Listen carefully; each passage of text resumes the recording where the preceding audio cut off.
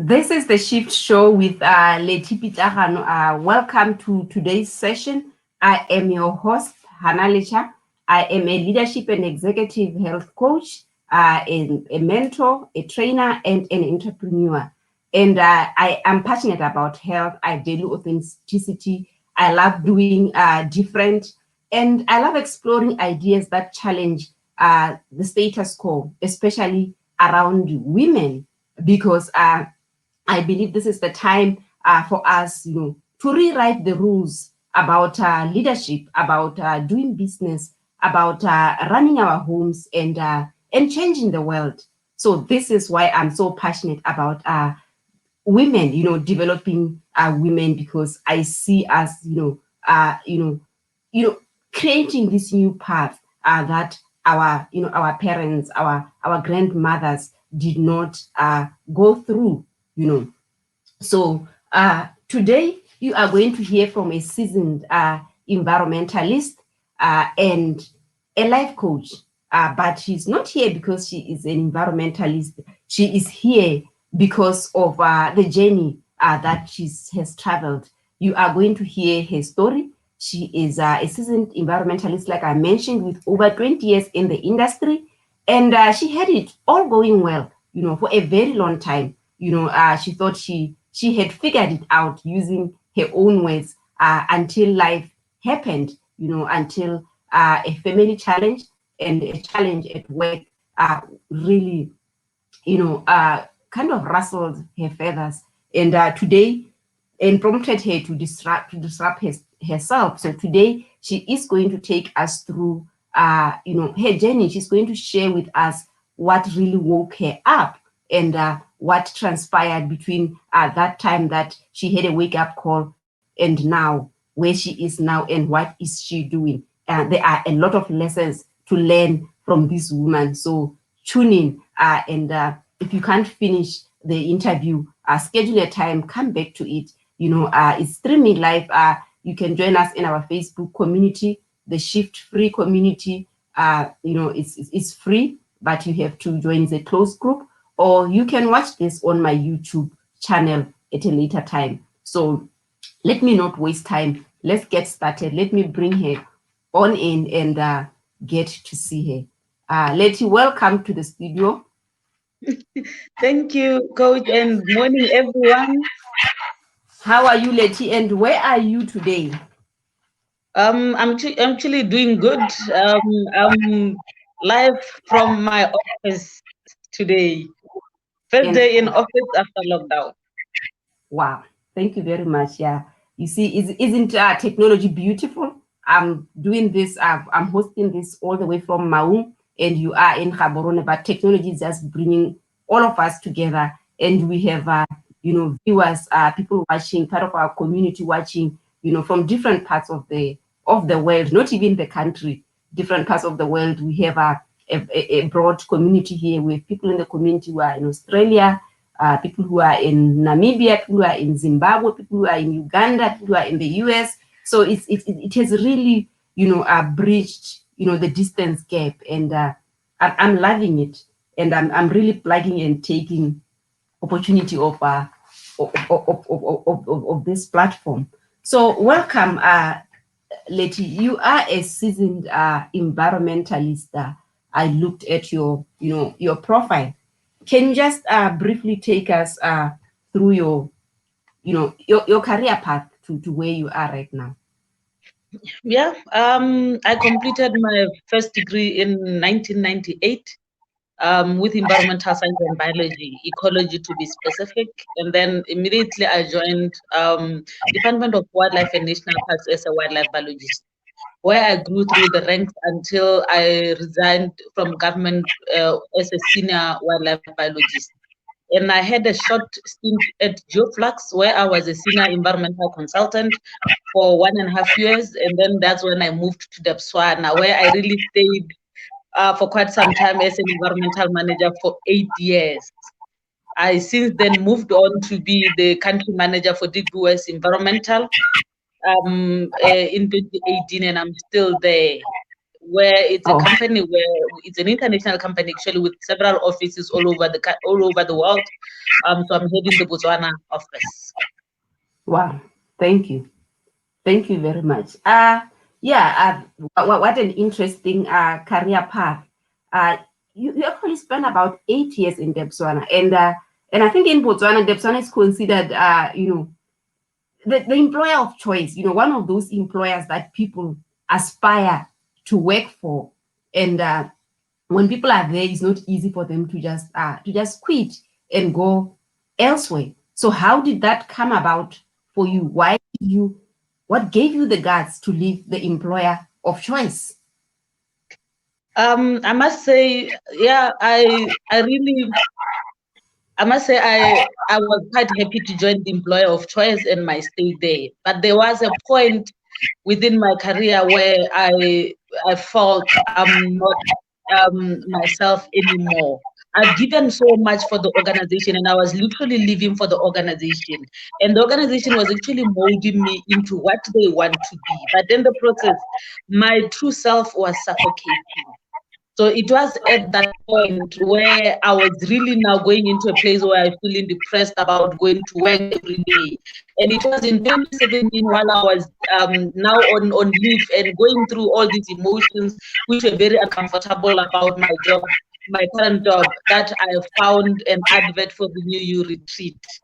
And the message that really caught my eye in there was that it was go and unplug, leave everything behind, unplug, uh, refresh, and really look into yourself and say who you are. That caught my attention, and then I went to attend that retreat in 2018 January, and that was my eye opener into giving me the confidence to actually live the employer of choice. Because from that retreat, I came as Okay, a okay, okay. Can you hold it there? Can you hold it there?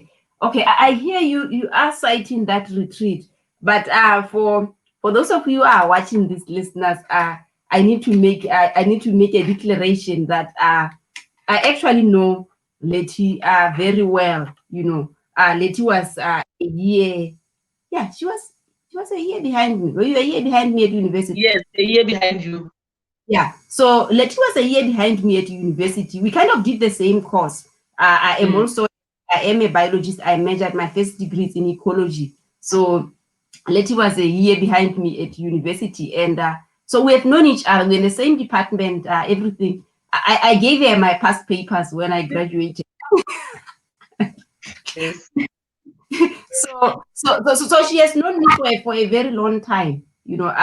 Even when I started becoming certifying as a coach and coaching, she was there. So I want you to take us back. Why are you now just talking about the 2017 advert? What happened? Where were you in between 2015 and 2017?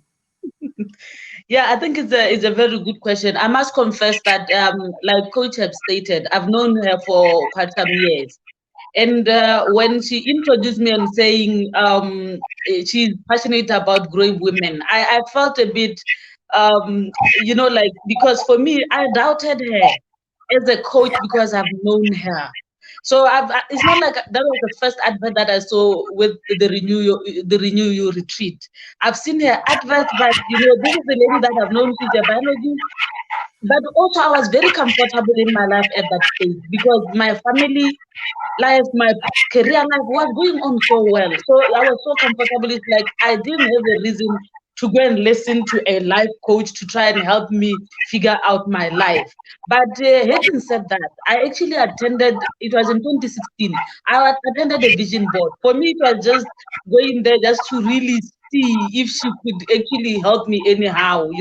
So it was like I was testing the waters. So I did the vision board and then I went and put it somewhere together dust and never looked at back until now. I was in a space where now I was in a very uncomfortable space in terms of my career, but also maybe to mention that even from the family side, in 2017 I have a challenge because I have a son who is now 24 years, and in 2017 he actually just called us as his parents to say he's depressed.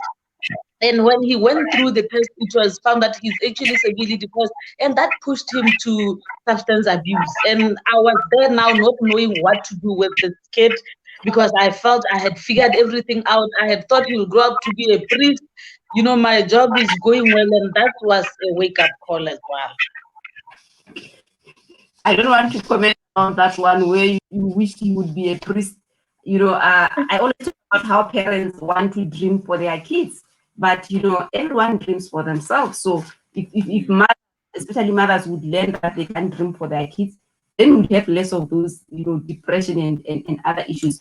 Okay, let's move on. So yeah, so that wake up call. So you went to the retreat. What would you say were your highlights there? What really pushed you to go back and take that bold move of quitting your job and relocating from Morapa to Gaborone? So what really transpired there that moved you to take action?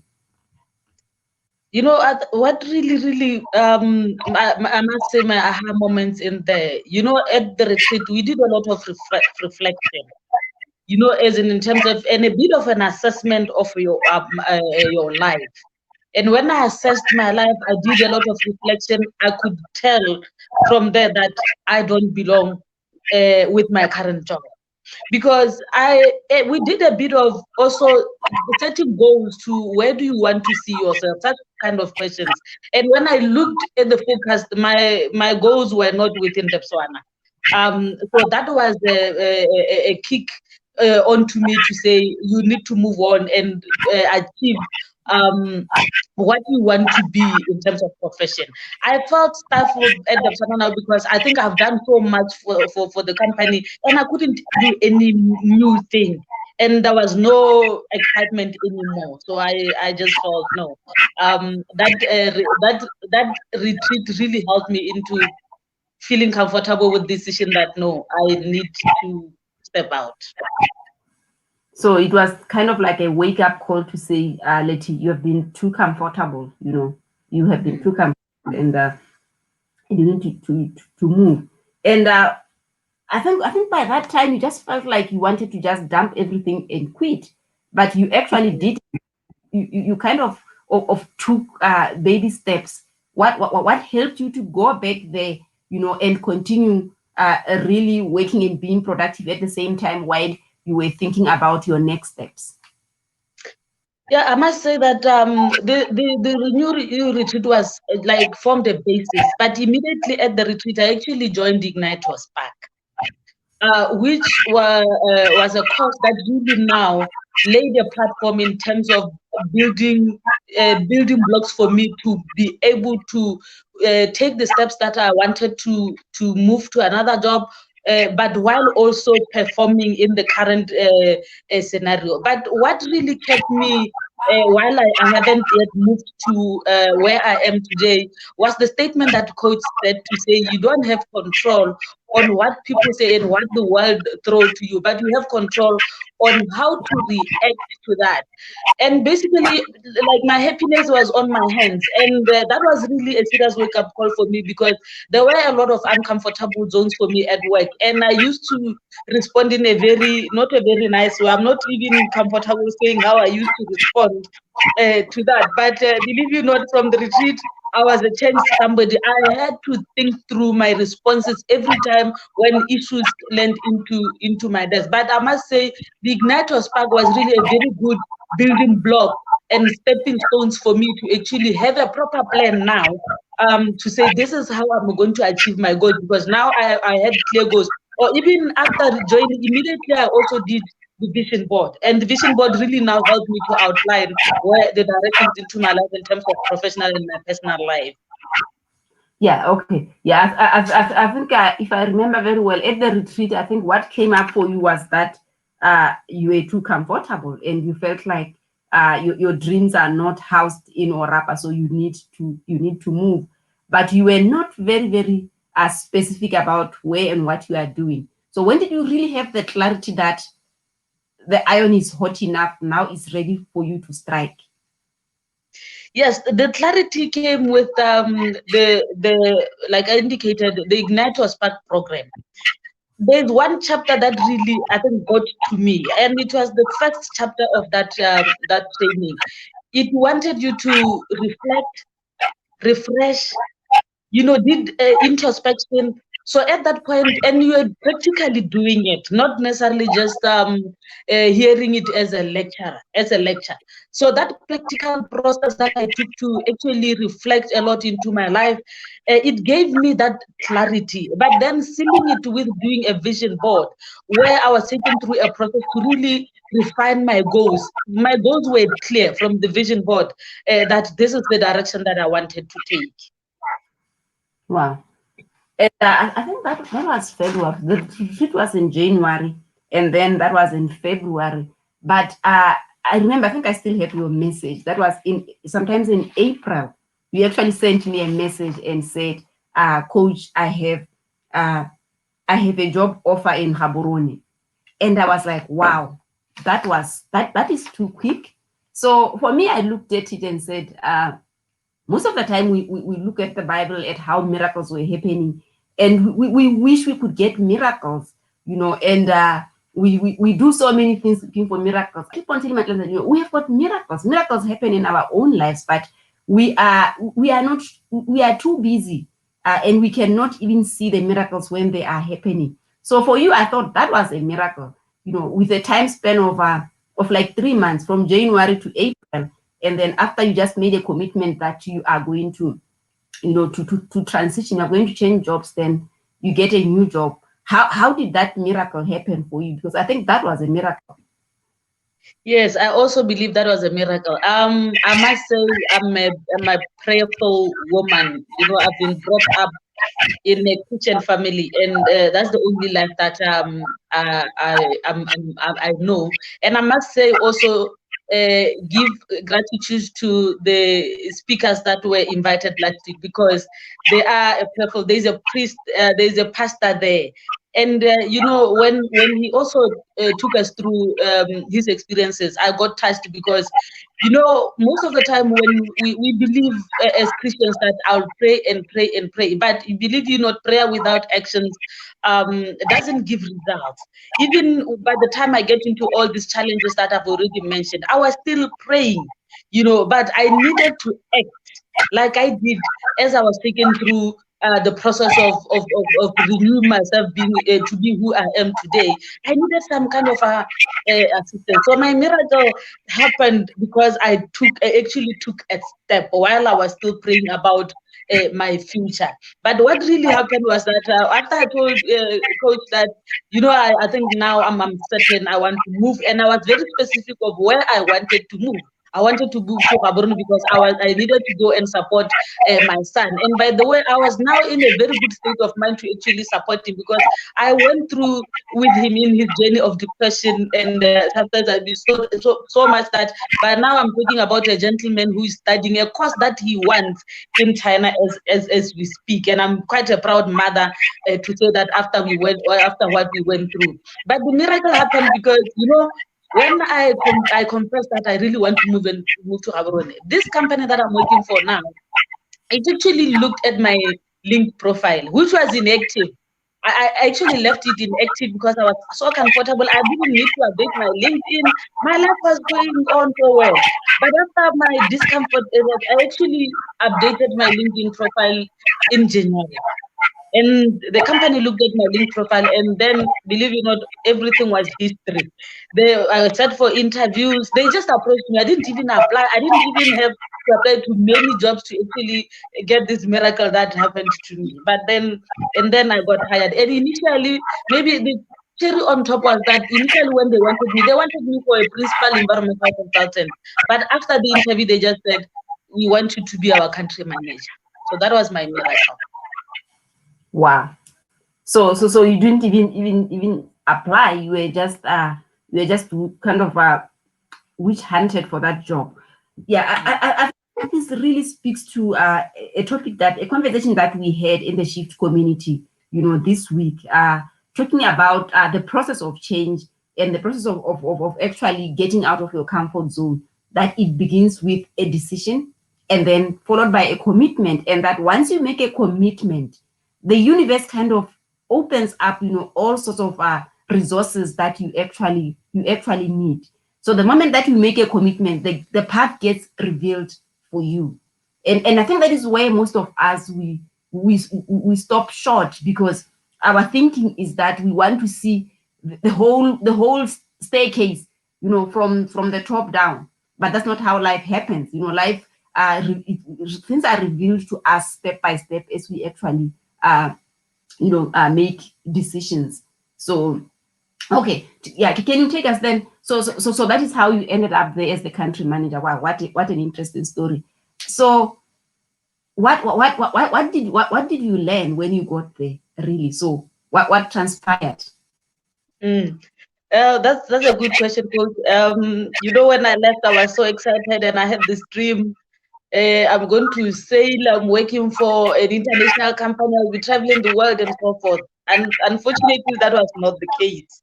I got here and I found that the company now expect me to do other stuff that I was very uncomfortable with.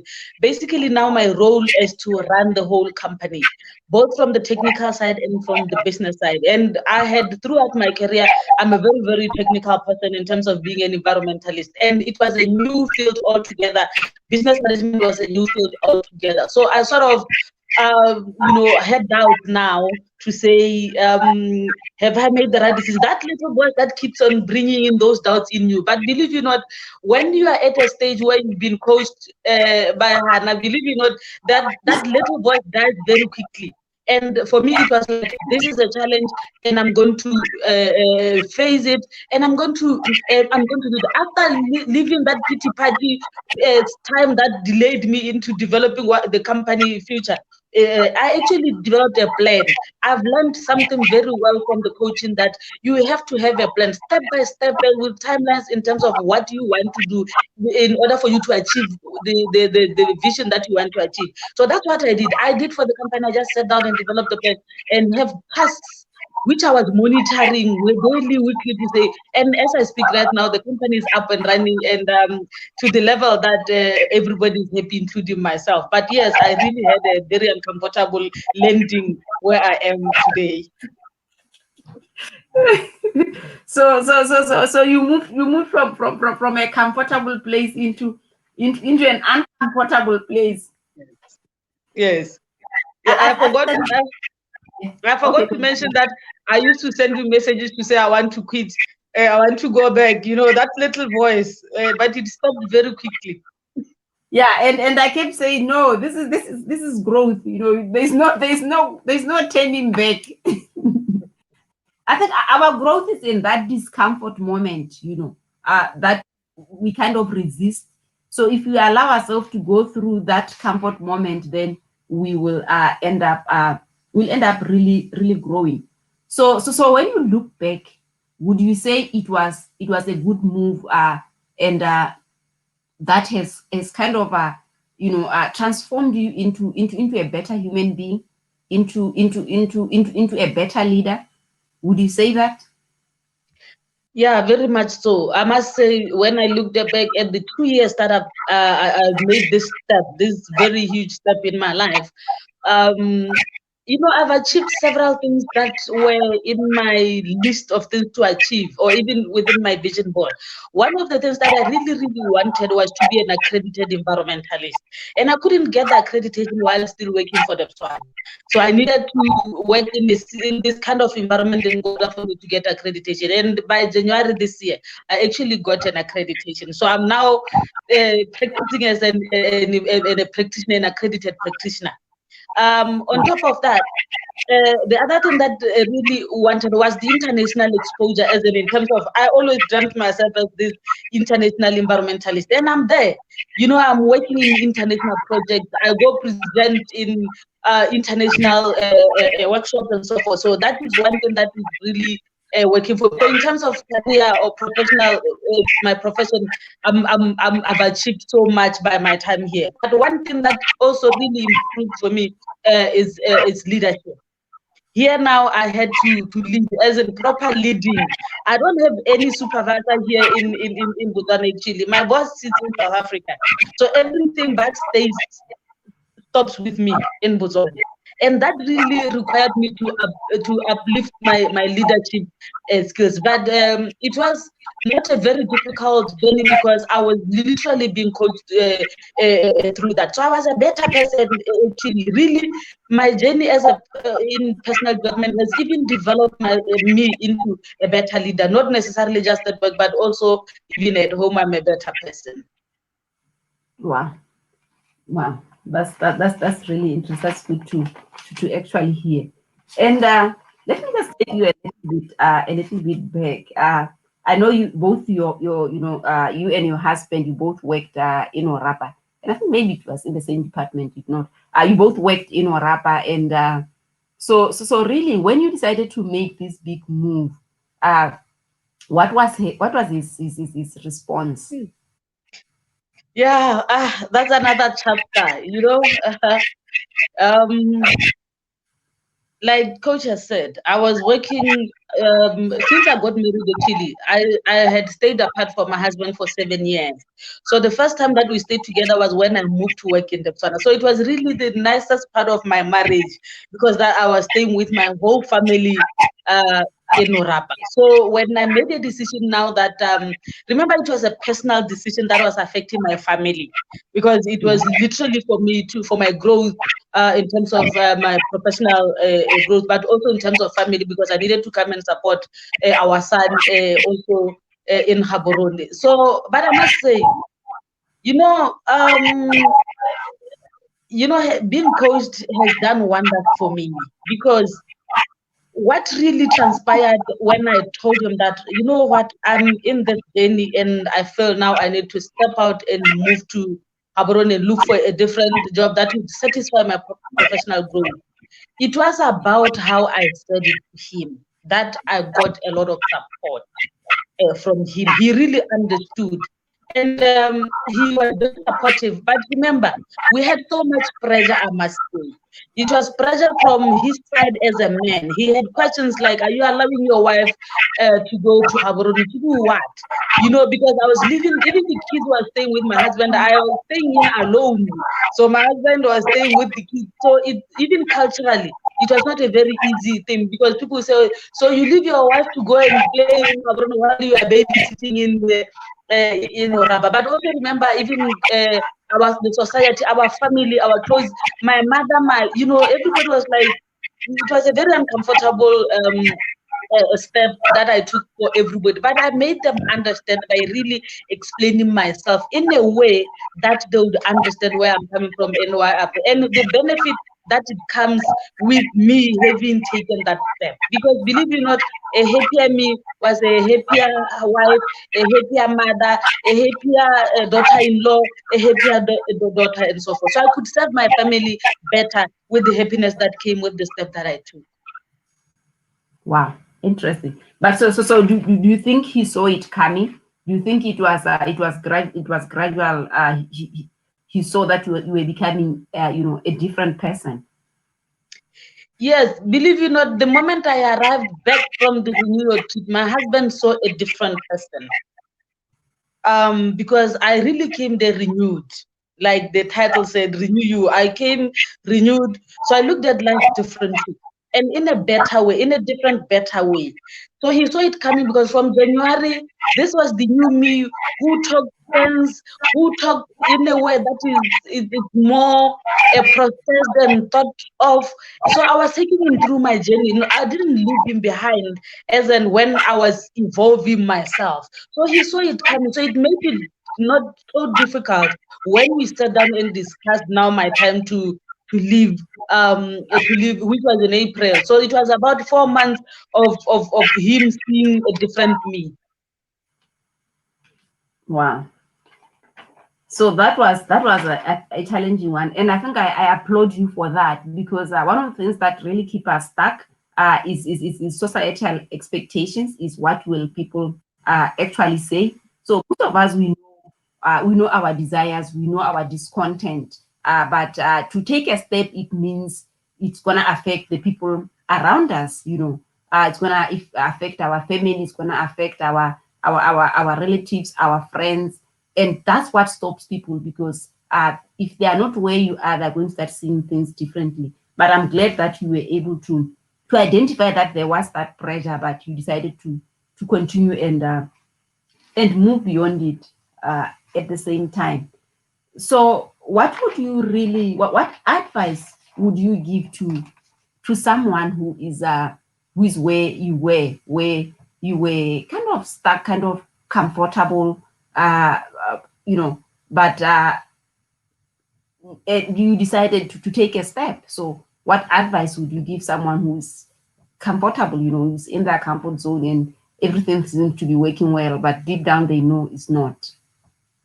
Yeah, I must say, in that regard, I would say, I was really, really comfortable. Let me repeat that. I was really, really comfortable. And sometimes, when you feel you've acquired so much in life in terms of educational qualifications and in terms of your titles at work and so forth, you feel so comfortable, you don't think you need anybody to actually assist you to actually be a better person. But what I've also took, the biggest learning for me is that as you grow professionally, looking at your technical, your titles, or also your qualifications and so forth, you sort of forget yourself in the process. You get lost, until there's a wake up call. Like for me, when life really happened to me, that was a wake up call, and it took me out of my comfort. And by that time, my title at work, my qualification were not helping.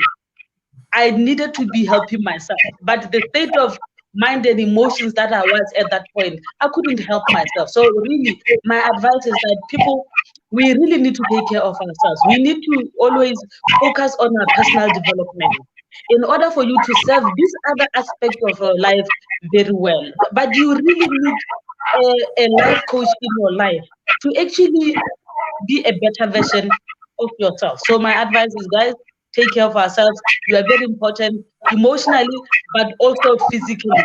I used not to go to a dentist. Believe it or not, I go and check my eyes. I go and check even health wise. So please, let's take care of ourselves so that we can take care of everybody around us. As women, actually, we have a lot of responsibility because we take care of a lot of people around us. But if you are not in a very good state of mind, you don't also do the best for the other people that depend on you. That's what I get a lot when, especially when women choose to disrupt themselves and they go through coaching. It's like the relatives kind of enjoy the new person, that comes out of that process. So actually, it really shows that we may be trying to do the best that we can for our families, but while doing it, maybe we are doing it in such a way that it kind of rustles their feathers somehow. So that's one of the things that I've really noticed, over the years. Even when I started, changing my life and reinventing my life. I remember when I joined the John Maxwell team, Lawrence used to say, I want to see this John Maxwell and thank him. Mm. So I want to see this John Maxwell, and really thank him for turning you into the woman that you are today. So those are some of the things that really came up. And I think one thing that I think I remember, you once spoke at a conference where your title was, I thought I had it figured it all, then alas. Then alas, and I think I could relate. But one thing that I want to take you back to, that I think you really touched me and a lot of people, especially women, is when you talked about that you apart from the discomfort of being comfortable in the job, and of raising, a child who was having challenges. I think there was also something that had died within you. It's like you birthed your dreams when you actually, disrupted the status quo. So I remember you saying you were just driving your husband's, vision. So can you just, enlighten us on that? Yeah, coach. Like I indicated, really, when you focus on other things, you sort of your individuality really dies.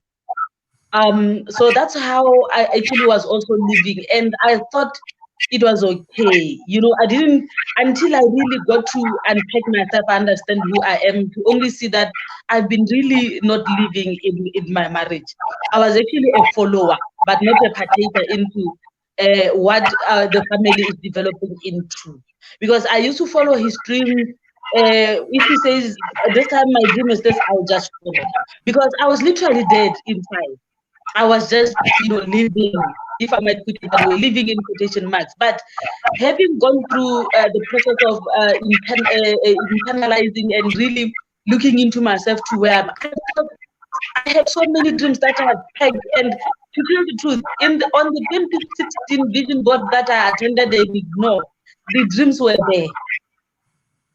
But they never saw the day of light because I never took a step now to work on myself to actually so that I can actually work on my dreams.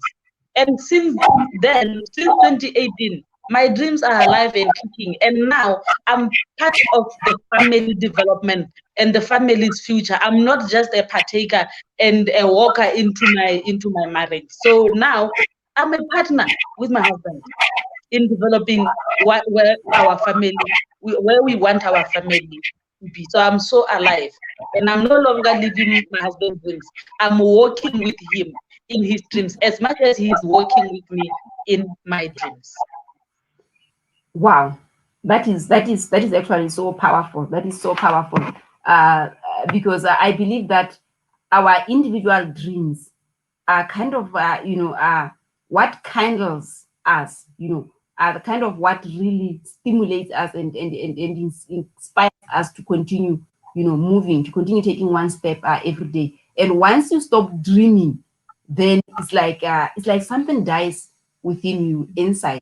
And talking about your own dreams, I know that you sent me a message like 2 weeks or a week ago that you've just completed your diploma in life coaching, because one of the blueprint, in Ignite Your Spark, back then when Lettie was doing Ignite Your Spark, it was actually 6 months. It was a 6 months program. Now it's actually a year. It was if it was a year, you would have long finished that diploma. Yeah, it's actually 6 months now, because I realized that at the end of the 6 months, everyone had to come up with a blueprint of what is that they wanted to pursue and really work on and turn into reality. And once they did it, they got excited. But then because the program ended and they didn't continue, they kind of then slacked into bringing that blueprint or that dream to reality. But for you, I think one of your blueprints was to actually become a life coach, and you looked around and invested in a program so that you can certify as a life coach. So you just certified as a life coach. Can you take us through, through that? Yes, I think that was one thing that I kept on, I think, suppressing for so many years, that I wanted to be a life coach. But I would just talk to people and, help them somehow. They give me feedback, but you believe it or not, having defined my dreams through my vision board and Ignite Your Spark and Renew You, I was adamant that I really want to take this journey, but I needed to have a qualification to actually assist me with the natural part of it that came as I grew up. So I enrolled in the program, and I actually had set myself timelines to say by this time I want to be certified and have completed my diploma, and I actually did. And the first person when I got my diploma as center coach, I have now completed my diploma. It's a journey, I must say, because I need to now start practicing. So it is another process that I should start and put plans in place to say, how do I get it started up and running? But it's one of the achievements that I got from the programs that I enrolled with the coach. I have something to show, and I'm proud of it. Wow. Yes. Thank you very much for sharing on that. Yeah, I know that you touched a lot of women there.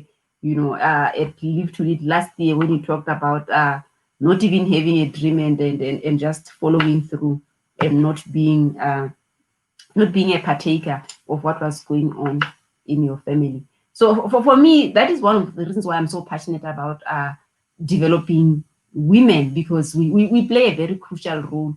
And if we don't play it, we leave a lot to chance. And a lot of things happen when we live our lives to chance, and our families to chances. So things that we could deal with, we miss them, especially when it comes to even raising our kids. So that was quite a great story from you. So what final advice would you give to the listener, someone who is watching today, who's watching this live, or who is watching this as a recording later on? My final word is just to say, wake up, love yourself, live your dream, and be a better version of yourself. And you can only do that by investing on personal development. So please, let's go out there and develop and invest on personal development so that we can be a happier society, a happier woman, a happier family, a happier society. And thank you very much, Coach, for giving me this opportunity to share my story with the rest of women and men out there. You are most welcome. You are most welcome, Lettie. Your story has always been close to my heart. Like I mentioned, when you are coaching someone that you know, it's quite challenging. It's one of those things that I think helped me to grow as a coach, because I was most of the time, because I started coaching from home. I was put into the spotlight of coaching people that are very close to me, people that are very close to my heart, and I had to really, apply the coaching ethics and do it. I would say it was very uncomfortable at the beginning, but I think I'm at a place where now I'm able to handle it and just treat it like this is a job, this is a profession, differentiate between me as a sister and me as a coach. So it was a challenge also, coaching you and guiding you through this path, but it has been a pleasure along the way. I've grown also through doing that, and I wish you all the best as you go out there and change lives, as a life coach. I'm looking forward to handing my buttons, some of the things that I'm doing to most of you, the life coaches, because I want to step into the leadership coaching role, you know, and really focus there, because I think that's where I'm being called to. I think I've done my part, so some people need to carry the baton and continue it while I move to the next level. So I look forward to supporting you as you start up your life coaching business and helping other people. So thank you very much for taking your time to watch today's episode. I respect your time. I know there are so many things that you could be doing, but you chose to be here today. And if you are watching the recording, you're still fine. Make sure you comment below the video. And for those of you, I think this today we were streaming this, I think on my YouTube channel. Wow. So yeah, so you can also catch this recording on my YouTube channel. So thank you very much, Lettie. Let me release you to go back to work. Thank you very much, and thanks everybody. Have a wonderful day and keep safe. You are most welcome.